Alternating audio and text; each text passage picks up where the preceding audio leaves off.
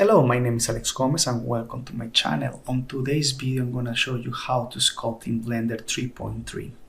So first thing that you have to do when you're in Blender and you're using a graphic tablet, you definitely have to use a graphic tablet or a drawing tablet instead of doing with the mouse. Like no one sculpts with the mouse. Probably there are people that have sculpted with mouse, but it's super difficult.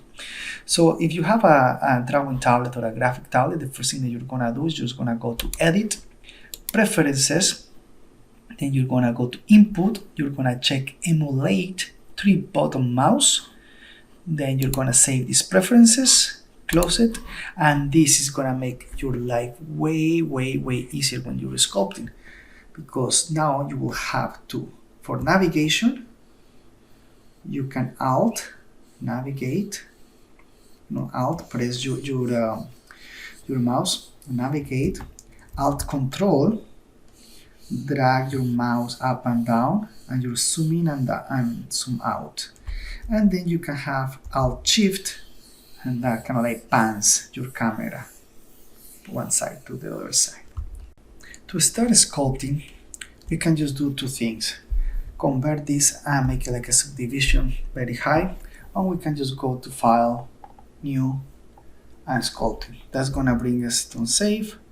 That's gonna bring us straight with the sphere, with a really nice sphere with a lot of subdivisions. If you can see here, have a lot of subdivisions that you can start sculpting with. So let's press this one back. Again, right here in the shaded one. And then we have our brushes. So our first brush is gonna give you the name when you hover over, that is draw. So you can draw like that. Then you can press Control and go inside. So this is like how every single brush is gonna work. So when you have your brush, it's doing kind of like a positive action, and then with Control it goes like a negative action, and that works with every single brush. This is the draw one. Then we have the draw sharp, that this is really good for making like stylized characters. So let's say draw sharp that's going in. You can see like right here, probably better. That goes in. Then if you press Control, kind of like it makes it sharper, as you can see right there. If you press Shift and just hover over, that's gonna be a smooth brush. Shift and just kind of like start drawing. That's the smooth brush. If you want to change the size of the brush, you can press this key that is the name, that is the square bracket. So the square bracket, one side, the one on the right, increases the size of your brush, and the one on the left decreases the size of your brush. So you can try that as well. So the bigger the brush, the bigger the stroke is gonna do, and the smaller the brush, the size of the stroke. Just make it smaller. You can control also the radius right here with these tabs on top. So the strength right now is 0.5, the radius is 25. So you can just increase the radius or increase the strength. So you go like a really high strength, look how much this is gonna go in. If you go like a really soft strength, it's just gonna go pretty small, but it's ideal to go to 0.5 in this case for the default brushes. Blender comes with so many brushes. Like you have this is a clay stripes, tone, layer, inflate, blob, crease, smooth, flatten, fill, scale, like so many, like you have so many options. You just scroll down right here, you have masks, you have edit facets. Facets are like you come from Zbrush. Facets are like polygroups, but there's so many options. But in reality, like there's some few that as a sculptor you just need. That can be like the draw, the crease, the clay stripes, the inflate, and the grab, or the elastic deform. Either two of those ones to move. move objects. So for example, you have the clay. It's really, you know, it's when you want to add some volume to it. And this is very like pressure sensitive as well. So you just go really low, like look, no pressure, a lot of pressure. So it's kind of like it makes a big difference, like if you have a drawing tablet. So these ones are the ones that I use most. The clay stripes, the crease, the drop, the inflate as well. You can just inflate. Let's say that you want that inflate a little bit sharper. What you're gonna do, you're gonna hold Shift F and look, go up and down, and that's gonna increase the kind of like the fade of my brush. So if I go all the way up, look, now this inflate is gonna be more, you know, it's gonna have like a no crease at all. So Shift F, and you can get this down as well. Square brackets and square brackets up to increase the size of your brush. Okay, and then you have as well the grab brush. So you can just grab and move. There's the elastic deform, which is nice too.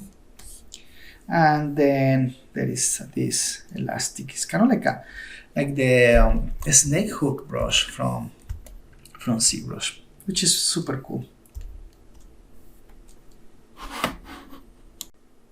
So now I'm going to be introducing you guys to another tool that is pretty useful in Zbrush, that is Dynatope. So Dynatope, if you see like sometimes when you inflate, when you drag, like that elastic drag, like let's see, look at this.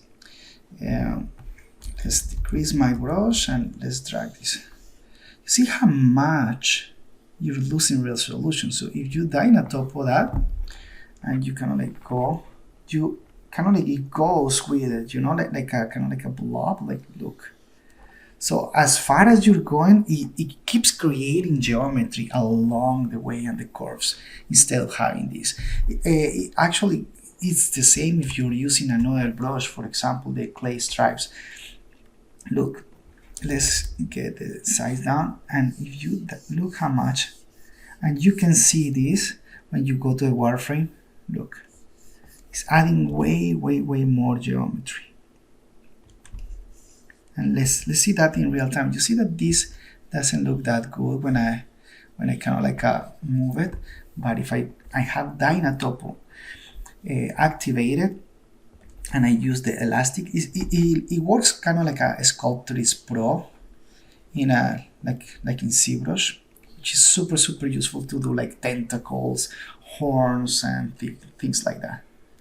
So look, now you can see that it always follows like the same geometry, which is super cool. It's the same here. Like for example, look how low is this. It's higher here. If I want to add a crease, I'm just gonna make my brush smaller. Remember the brush keys, hotkeys is like a square brackets up and a square bracket open and close. So let's go look, and if I keep going here, it's gonna increase the resolution in there as well. It's mostly happens when I'm building geometry to it. That's where the Dynatope or dynamic topology, which is Dynatope is the short form of dynamic topology, works for. So you have different options in Dynatope. You have if you hover onto Dynatope, and you have the detailing mode, you have relative detail. So relative detail, the way that it works is like is relative to the size of your your view of the camera. You see, like if this is, look. So the details that are applying, it depends on how far or how close you're to the object. If I'm really close here, look, I can add way more detail, even though I don't have as much detail in that area. If I go to Dynatope and then change this to constant detail, no matter how far or how close my brush is, everything is gonna be constant. You see, it's exactly the same. Then you have another one that is the brush detail. The brush detail is like if your brush is small, look how much detail is giving like that brush, like a really nice stroke. But once you start changing the size of your brush, your stroke, look, it doesn't give you as much detail as this was giving you before.